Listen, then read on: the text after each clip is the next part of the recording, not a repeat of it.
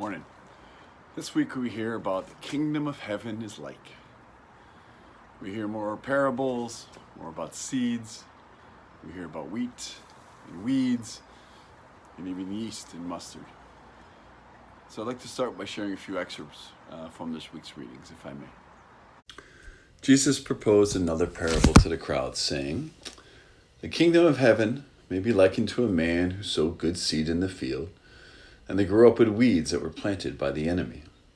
Or, the kingdom of heaven is like a mustard seed that a person took and sowed in a field.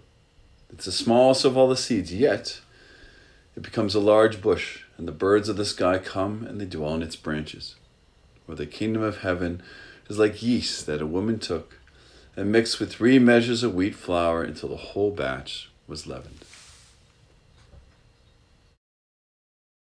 There's lots more if you read the whole passage set aside by the church, and of course there's many interpretations.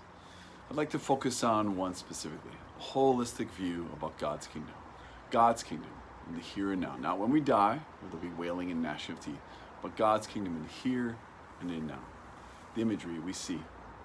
The imagery we see helps us to visualize the concepts.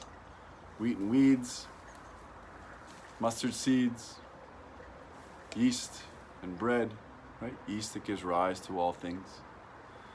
The kingdom of heaven is planted in the good soil. That means we're all made in the image and likeness of God. The kingdom of heaven starts small, like a mustard seed, the smallest of all seeds, but it grows to be the biggest bush that gives shelter and protection for the birds of the air, right? And then the yeast, a little pinch of yeast that goes into the wheat and enlivens the whole thing, and leavens the whole thing, gives rise to the whole thing. And I think that's what we're looking at here. So what is Jesus hinting at? So what does Jesus hint at in this imagery? I'd like to suggest he hints at going small, the little things in life, the little miracles that come in the midst of our everyday, because God has a way of disguising himself in the everyday moments of our lives. The small miracles, like the tiniest of seeds, or like the little pinch of yeast that gives rise to an entire loaf of bread. Or when I look in my garden and I see a bumblebee flying around, that's one of God's small miracles, because they're not supposed to be able to fly, right? So perhaps when it comes to kingdom creating, we have to go small. If there's one gift of COVID, it's been the gift of being home, of slowing down and being with my family, my wife and my children. The gift of the little things, a good meal around the table, playing cards, riding our bikes, being together, doing a craft, maybe something new, all right? Small things that we do. Small things that we often miss, going small. We often miss them because we're just too busy in our activity-dense lives. I think going small also applies to the demonstrations and movement that rose out of George Floyd's death at the end of May. The movement would be successful. It'll usher in substantial changes because it goes small.